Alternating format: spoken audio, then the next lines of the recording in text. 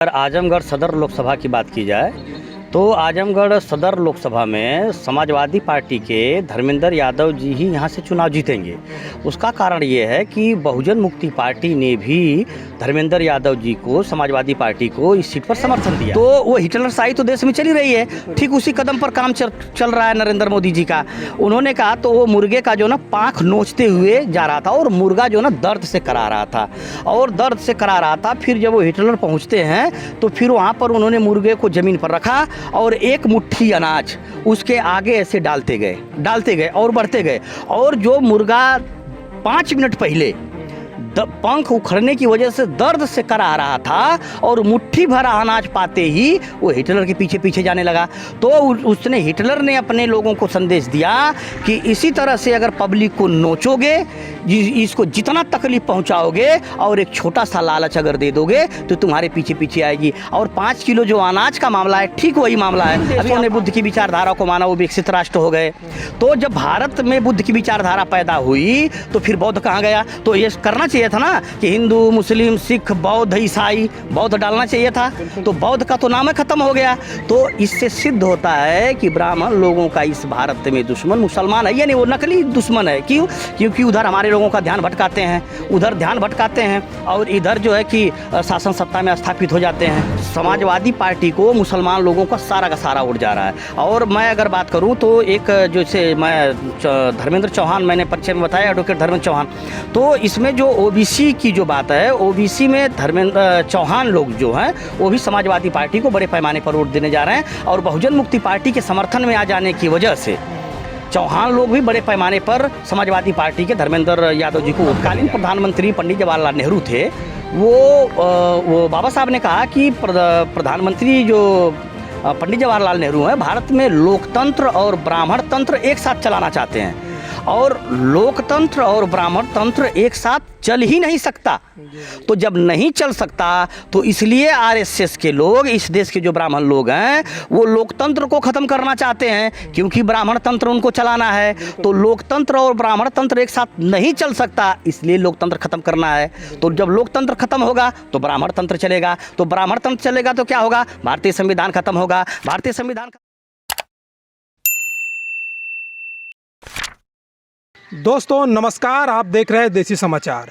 आज हम मौजूद हैं आजमगढ़ लोकसभा क्षेत्र में और हमारे साथ हैं बहुजन मुक्ति पार्टी के कार्यकारी प्रदेश अध्यक्ष श्री धर्मेंद्र चौहान जी।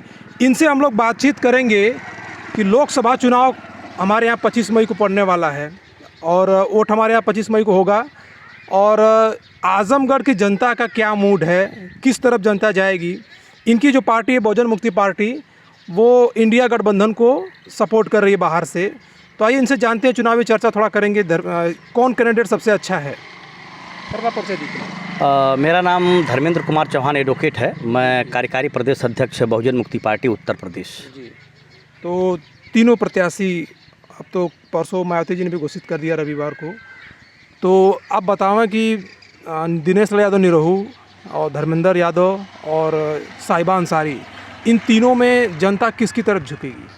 देखिए, अगर आजमगढ़ सदर लोकसभा की बात की जाए तो आजमगढ़ सदर लोकसभा में समाजवादी पार्टी के धर्मेंद्र यादव जी ही यहाँ से चुनाव जीतेंगे।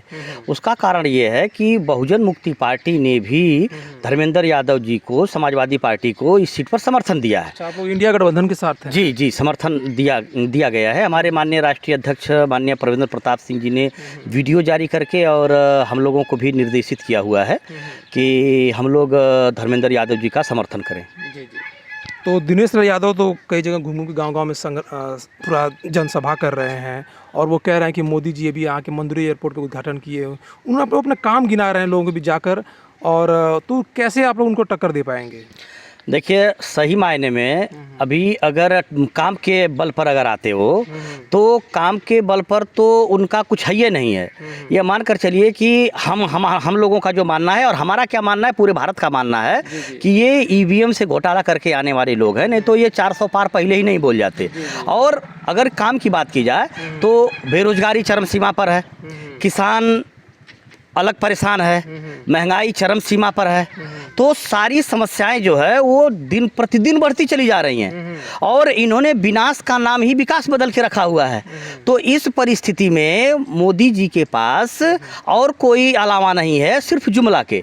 तो अब जनता जो पब्लिक है वो देख रही है, उनकी जो मीडिया है जो प्रिंट मीडिया या जो भी मीडिया जिस तरह से वो लोगों में प्रचार प्रसार कर रहे हैं, झूठा प्रचार कर रहे हैं, तो वो गोदी मीडिया का नाम इसीलिए जनता ने दिया हुआ है। तो उस गोदी मीडिया के माध्यम से चाहे जितना भ्रम फैलाने का प्रयास करें, मगर इस बार नरेंद्र मोदी जी प्रधानमंत्री नहीं बनने वाले हैं तो नहीं बनने वाले हैं। अगर आजमगढ़ सीट की बात देखा जाए तो यहाँ से धर्मेंद्र यादव जी ही चुनाव जीतेंगे। जी। तो निरहू या अच्छा साहिबा अंसारी जो भी नए कैंडिडेट हैं उनको ऊपर क्या कहना चाहेंगे? नहीं, साहिबा अंसारी जी जो हैं बसपा कैंडिडेट है, वो चुनाव जीतने के लिए नहीं आई हैं। कैसे ऐसे कैसे कह रहे हैं? बिल्कुल कह सकते हैं, इसलिए कि इसके पहले गुड्डू जमाली जी को बसपा ने उपचुनाव में उतारा था, तो उसका खामियाजा ये हुआ कि लड़ने के बाद मुस्लिम कैंडिडेट लड़ने के बाद मुस्लिम हमारे जो मुसलमान भाई हैं वो भ्रम में आ गए और उन्होंने गुड्डू जमाली जी को वोट कर दिया। तो समाजवादी पार्टी के धर्मेंद्र यादव जी चुनाव हार गए, 8,000 वोटों से चुनाव वो हार गए। मगर इस बार बहुजन समाज पार्टी यहाँ पर जो है वो कैंडिडेट जिताने के लिए नहीं, हम लोग समझ चुके हैं कि वो भाजपा को जिताने के लिए उन्होंने मुस्लिम कैंडिडेट उतारा हुआ है। तो इसलिए और इस बार ये मान कर चलिए, मैं आपके चैनल के माध्यम से इस सदर लोकसभा के पब्लिक को, जनता को भी ये बात स्वस्थ करना चाहता हूँ, बताना भी चाहता हूँ कि जो हमारा मुसलमान भाई है वो इस बार बसपा कैंडिडेट को मुसलमान के नाम पर भी वोट नहीं करने वाला, क्योंकि पिछली बार उपचुनाव में मुसलमान कैंडिडेट को वोट करके वो खामियाजा भुगत चुके हैं। तो इसलिए वो मुस्लिम कैंडिडेट को वोट नहीं करेंगे। समाजवादी पार्टी को मुसलमान लोगों का सारा वोट जा रहा है। और मैं अगर बात करूं तो एक जैसे मैं धर्मेंद्र चौहान, मैंने परिचय में बताया एडवोकेट धर्मेंद्र चौहान, तो इसमें जो ओबीसी की जो बात है, ओबीसी में धर्मेंद्र चौहान लोग जो हैं वो भी समाजवादी पार्टी को बड़े पैमाने पर वोट देने जा रहे हैं और बहुजन मुक्ति पार्टी के समर्थन में आ जाने की वजह से चौहान लोग भी बड़े पैमाने पर समाजवादी पार्टी के धर्मेंद्र यादव जी को वोट करने जा रहे हैं। जी। तो हम थोड़ा राष्ट्रीय मुद्दे बात कर लेते हैं कि अभी मोदी जी मुसलमानों को घुसपैठी कहे हैं, कांग्रेस पर ये आरोप लगा रहे हैं कि कांग्रेस पूरे देश के धन को मुसलमानों में बांट देगी, यहाँ तक कि महिलाओं के मंगलसूत्र तक को गिरवी रखवा देगी।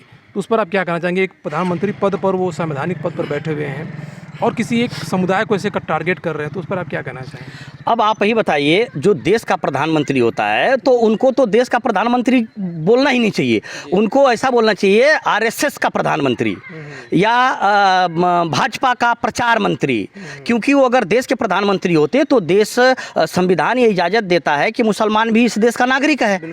अगर वो देश के प्रधानमंत्री हैं तो देश की जो पब्लिक है उसके प्रधानमंत्री हैं, मगर वो अपने आप को सिर्फ आरएसएस के प्रधानमंत्री मानते हैं और भारतीय जनता पार्टी के प्रचार मंत्री के रूप में वो काम करते हैं। बाकी रह गई गहना गिरवी रखवाने की या मंगलसूत्र रखाने की, अगर उनको इतनी मंगलसूत्र की अगर चिंता होती तो उनकी पत्नी जो बहन यशोदाबेन जी हैं उनके मंगलसूत्र की रक्षा कर नहीं पाए, तो और लोगों के मंगलसूत्र की रक्षा की वो बात करते हैं तो सरासर बेईमानी है और वो सिर्फ जुमलेबाजी ही करना जानते हैं। तो उनके जुमलेबाजी को पब्लिक भी अच्छी तरह जान चुकी है।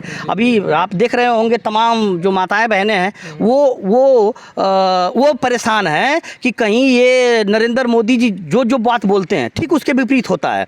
उन्होंने बोला कि महंगाई हटाएंगे, महंगाई बढ़ गई, बेरोजगारी हटाएंगे, बेरोजगारी बढ़ गई, किसानों की आय 2 गुनी 4 गुनी 5 गुनी 8 गुनी पता नहीं कई गुना कर देंगे 2022 तक। परिणाम आपके सामने है, किसान आत्महत्या कर रहा है। किसान जो है कि दिल्ली में आंदोलन कर रहे थे, सड़क पर कीले ठोकवा दी थी। हाँ, कीले ठोकवा दिए। तो जितना उन्होंने बोला उसके ठीक विपरीत काम किए। तो वो कांग्रेस की तरफ जो इशारा कर रहे हैं वो कांग्रेस की तरफ इशारा नहीं है, वो खुद मंगलसूत्र और सोना गिरवी रखने की बात है। ये नरेंद्र मोदी जी का जो मामला है वो सब जुमला है, ये सब लोग जान चुके हैं। और SC ST OBC का आरक्षण खत्म कर देंगे, इतना खतरनाक बात प्रधानमंत्री जी संसद भवन से बोल रहे हैं और अमित शाह जी अपने प्रचार मंच से ये बात बोल रहे हैं कि SC ST OBC। अरे भाई, अब SC ST OBC हिंदू नहीं है।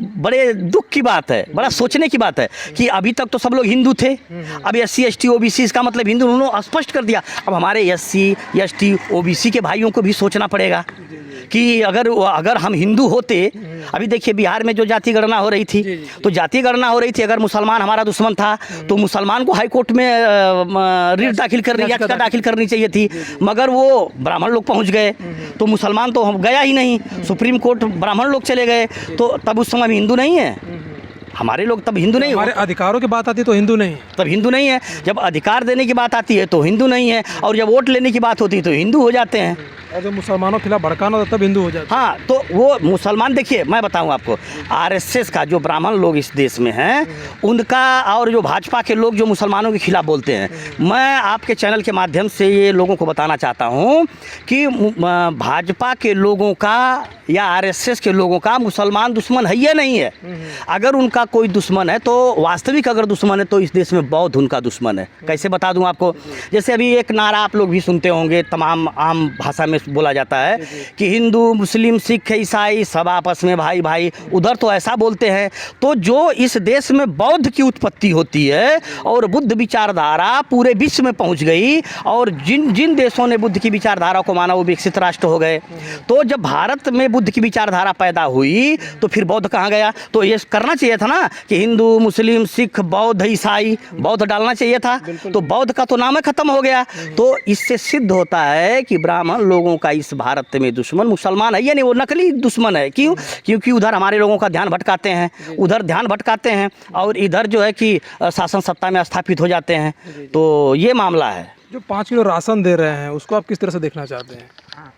देखिए, बहुत दुर्भाग्य है ये 5 किलो राशन एक प्रधानमंत्री दे रहे हों, और दुर्भाग्य है कि आज संविधान लागू हुए देश से अंग्रेजों को गए 74 साल हो गए और 76 साल हो गए, और इन 76 सालों में 5 किलो राशन पर ला करके माननीय प्रधानमंत्री नरेंद्र मोदी जी ला के खड़ा कर दिए, और उधर बोल रहे हैं कि देश में डंका भी बज रहा है, देश आगे भी जा रहा है, और फिर वही बोल रहे हैं कि 80 करोड़ लोगों को हम 5 किलो मुफ्त राशन दे रहे हैं। यानी दोहरा चरित्र, यहीं पर दोहरा चरित्र है कि नहीं है? बिल्कुल, बिल्कुल। सोचने की बात है, गजब का मामला है जी। तो जो भी एक कहावत है कि हिटलर जब अपने संसद में गया था तो मुर्गे को नोचते हुए जा रहा था जी, तो उसकी कहानी क्या है? देखिए, जब हिटलर अपने संसद में जा रहे थे तो वो एक मुर्गा लिए थे, वो दिखाना चाह रहे थे कि शासन कैसे किया जाता है। तो उन्होंने क्या किया, पब्लिक के साथ कैसे क्या करना चाहिए, तो वो हिटलर शाही तो देश में चली रही है, ठीक उसी कदम पर काम चल रहा है नरेंद्र मोदी जी का। उन्होंने कहा तो वो मुर्गे का जो ना पाँख नोचते हुए जा रहा था, और मुर्गा जो ना दर्द से करा रहा था, और दर्द से करा रहा था। फिर जब वो हिटलर पहुँचते हैं तो फिर वहाँ पर उन्होंने मुर्गे को ज़मीन पर रखा, और एक मुट्ठी अनाज उसके आगे ऐसे डालते गए और बढ़ते गए, और जो मुर्गा 5 मिनट पहले पंख उखड़ने की वजह से दर्द से करा रहा था, और मुट्ठी भरा अनाज पाते ही वो हिटलर के पीछे पीछे जाने लगा। तो उसने, हिटलर ने अपने लोगों को संदेश दिया कि इसी तरह से अगर पब्लिक को नोचोगे, इसको जितना तकलीफ पहुंचाओगे, और एक छोटा सा लालच अगर दे दोगे तो तुम्हारे पीछे पीछे आएगी। और 5 किलो जो अनाज का मामला है, ठीक वही मामला है। अभी आपको मैं एक बात बताता हूँ। अभी देखिए, संसद भवन से माननीय प्रधानमंत्री नरेंद्र मोदी जी बोल रहे थे कि हम SC ST OBC के आरक्षण के एकदम खिलाफ हैं, और नौकरियों में एकदम खिलाफ हैं। अब SC ST OBC के आरक्षण के एकदम खिलाफ हैं। तो फिर उन्होंने कहा कि अगर तीसरी बार हम भाजपा की सरकार बनती है तो हम बड़े बड़े फैसले लेंगे। बड़े बड़े फैसले लेने का मतलब समझ रहे हैं? बड़े बड़े फैसले लेने का मतलब ये है कि जो SC ST OBC को संवैधानिक अधिकार प्राप्त है उसको वो ख़त्म करेंगे। तो वो उनका संदेश तो ये है, मगर हमारे लोगों को, जो हमारे SC ST OBC के अभी जो अंधभक्ति में लोग पड़े हुए हैं, जिनके पास जानकारी नहीं है, उनको ये लगा होगा कि नरेंद्र मोदी जी ने जो कहा है बड़े फैसले लेने का मतलब कि जो 5 किलो अनाज है सकता है उसको 10 किलो करेंगे, जो 2000 रुपया उसको 4000 करेंगे, ऐसा लोगों को समझ में आया होगा। मगर हम लोग समझ गए कि ये 5 किलो से 10 किलो करने वाला नहीं है। जो अभी हमारे SC ST OBC का जो बच्चा उच्च शिक्षा ले रहा था वो ख़त्म कर देंगे। तो शिक्षा की महंगी कर हाँ, देंगे। शिक्षा महंगी करके ख़त्म कर देंगे, फिर उसके बाद नौकरी में नहीं जाने देंगे, नौकरी ख़त्म कर देंगे। तो जब ये सारा बड़े बड़े फैसले लेने का मतलब कि ये उनका मामला है, ये संविधान को अभी बताइए, सोचिए कि भाजपा के मंत्री तक ये बोल रहे हैं कि 400 पार इसलिए चाहिए क्योंकि भारतीय संविधान बदलना है। तो भारतीय संविधान से दिक्कत क्यों है भाई? मुसलमानों को तो भारतीय संविधान से दिक्कत नहीं है। तो जब भारतीय संविधान से मुसलमानों को दिक्कत नहीं है तो फिर मुसलमान हमारा दुश्मन कैसे हुआ? हमारा दुश्मन तो तब तो यही ना हुए, SC ST OBC के दुश्मन तो ये हुए। जिसे आप कह रहे थे कि ब्राह्मण तंत्र और लोकतंत्र दोनों को थोड़ा एक्सप्लेन कर दीजिए। हाँ, जैसे देखिए, बाबा साहब अम्बेडकर ने ये अमेरिका में एक इंटरव्यू के दौरान उन्होंने कहा था कि भारत में ये जो तत्कालीन प्रधानमंत्री पंडित जवाहरलाल नेहरू थे, वो बाबा साहब ने कहा कि प्रधानमंत्री जो पंडित जवाहरलाल नेहरू हैं, भारत में लोकतंत्र और ब्राह्मण तंत्र एक साथ चलाना चाहते हैं, और लोकतंत्र और ब्राह्मण तंत्र एक साथ चल ही नहीं सकता। तो जब नहीं चल सकता तो इसलिए RSS के लोग, इस देश के जो ब्राह्मण लोग हैं, वो लोकतंत्र को ख़त्म करना चाहते हैं क्योंकि ब्राह्मण तंत्र उनको चलाना है। तो लोकतंत्र और ब्राह्मण तंत्र एक साथ नहीं चल सकता, इसलिए लोकतंत्र ख़त्म करना है। तो जब लोकतंत्र ख़त्म होगा तो ब्राह्मण तंत्र चलेगा, तो ब्राह्मण तंत्र चलेगा तो क्या होगा? भारतीय संविधान ख़त्म होगा। भारतीय संविधान ख़त्म होने के बाद क्या होगा? मनुस्मृति लागू होगी। तो मनुस्मृति में क्या है कि शूद्र, यानी शूद्र जो आज का मूल्यवासी बहुजन है, जो 85% जिनको बोला जाता है, तो उनके साथ अन्याय होगा, अत्याचार होगा, ना उनको पढ़ने का अधिकार होगा। ये तो मनुस्मृति में लिखा हुआ है। तो स्पष्ट रूप से, और इस देश में मज़े की बात बताऊं आपको, क्षत्रियों के साथ भी इन लोगों ने बहुत बड़ा छल किया हुआ है। अभी उन्होंने कहा कि परशुराम नाम के ब्राह्मण ने 21 बार क्षत्रियों का भी पृथ्वी विहीन कर दिया। तो ये क्षत्रिय लोगों के साथ भी इन लोगों ने धोखेबाजी किया है। अभी देखिए, अभी राजस्थान में ये जो सुखदेव सिंह गोगामेडी रहे, तो सुखदेव सिंह गोगामेडी जी को ये बात समझ में आ गई कि बाबा साहब अम्बेडकर ने जितनी किताबें लिखे, किसी भी किताब में क्षत्रियों के खिलाफ नहीं लिखा। बिल्कुल। तो जब क्षत्रियों के खिलाफ नहीं लिखा तो बाबा साहब अम्बेडकर का आंदोलन क्षत्रियों के खिलाफ नहीं था, ब्राह्मण लोगों के खिलाफ था। तो इसीलिए जब वो जानने लगे, बाबा साहब अम्बेडकर को अपना नेतृत्व मानने लगे, तब इन लोगों ने सुखदेव सिंह गोगामेडी की हत्या करवा दिया। और अभी आप लोग देख लीजिए, ये करड़ी सेना के वो राष्ट्रीय अध्यक्ष, देखिए मैं उस समय मैं उनका नाम भूल रहा हूँ, वो वहाँ से चुनाव भी लड़ रहे हैं, बहुजन मुक्ति पार्टी समर्थित प्रत्याशी भी है राजस्थान से, झुंझुनू लोकसभा से वो चुनाव भी लड़ रहे हैं। तो उनको भी अभी एयरपोर्ट से उन लोगों ने ज़बरदस्ती गिरफ्तार करवा लिया था। तो वो तो एकदम नारा, हालांकि छत्री भी बहुत परेशान है ब्राह्मण तंत्र से। इस सरकार में सभी लोग परेशान हैं। जी, इस सरकार में सब लोग परेशाान हैं। इस सरकार में जो भारतीय जनता पार्टी की सरकार है, ये परेशान करने के लिए ही आए हैं। ये इन्होंने बोला कि भूखमरी दूर करेंगे, अच्छे दिन लाएंगे। अरे भैया, हमें अच्छे दिन नहीं, वही पुराने दिन वापस कर दो भाई, हमें अच्छे दिन नहीं चाहिए, ऐसे अच्छे दिन हमको नहीं चाहिए। हमारे वही पुराने दिन अच्छे थे, कम से कम वही हमारे पुराने दिन हो तो अच्छे हैं। जी। तो आजमगढ़ से लास्ट में मैं जानना चाहेंगे, आजमगढ़ से आपके हिसाब से धर्मेंद्र यादव जीत रहे हैं? बिल्कुल हमारे हिसाब से नहीं जीत रहे हैं, पब्लिक के, आजमगढ़ की पब्लिक के हिसाब से जीत रहे हैं। समीकरण ऐसा सेट हो चुका है कि धर्मेंद्र यादव जी इस बार सांसद बन करके जाएंगे, और OBC का नेतृत्व करते हैं वो। और वो क्यों जीतेंगे? इसलिए जीतेंगे क्योंकि OBC का नेतृत्व धर्मेंद्र यादव करते हैं। संसद में अगर OBC के लिए अगर आवाज़ उठाते हैं तो धर्मेंद्र यादव जी आवाज़ उठाते हैं। इसलिए हम लोगों को अब सिर्फ एक जाति का नेता नहीं, OBC का नेतृत्व करने वाला, यानी मूल्यवासी बहुजनों का जो नेतृत्व करने वाला हमको नेता चाहिए। इस आधार पर हम कह रहे हैं कि वो धर्मेंद्र यादव जी चुनाव इस बार जीतेंगे। और निरहू यादव जो हैं, अब बेचारे उनको गाने बजाने का काम करना चाहिए। अब गाने बजाने वाले संसद भवन में जाके, संसद में जाके वो क्या बेचारे करेंगे? वो गाना थोड़ा गाना है, वहाँ गाना बजाना थोड़ा करना है। वो क्या बोलते हैं, दुल्हन रहे बीमार दुल्हनी रहुआ सटल है, तो वो सटाना उटाना थोड़ा है। यहाँ तो अधिकार की बात करनी है। तो वो बेचारे अधिकार जब जनबे नहीं करेंगे तो अधिकार की क्या करेंगे? तो उनका तो नाचना कूदना भी देखिए, निरहू जी पिक्चर में लड़कियों की इज्जत बता लेते हैं, तो बहुत कुछ कर लेते हैं, फिल्मों में करते हैं, और हकीकत में सांसद बने तो कहीं बलात्कार हो रहा है, कहीं अन्याय हो रहा है, कहीं अत्याचार हो रहा है, कहीं कोई मार दिया जा रहा है, कहीं कोई पीट दिया जा रहा है, कहीं आवाज़ नहीं। जब रियल ज़िंदगी में आ गए तो आवाज़ नहीं उठा रहे, फिल्मों में आवाज़ उठाते हैं। तो वो नकली किरदार होता है, फिल्मों का जो होता है वो नकली किरदार होता है। तो निरहू जी नकली किरदार है, जैसे नरेंद्र मोदी जी उधर नकली किरदार है, वैसे ही निरहू जी नकली किरदार है। तो हमें असली किरदार वाला नेता चाहिए, वो धर्मेंद्र यादव जी हैं। और यहाँ से आजमगढ़ सदर से इस बार धर्मेंद्र यादव जी, मेरा जो अनुमान है वो 1 लाख वोटों का अनुमान है कि 1 लाख वोटों से जीत करके जाएंगे। दोस्तों, ये थे हमारे साथ धर्मेंद्र चौहान जी।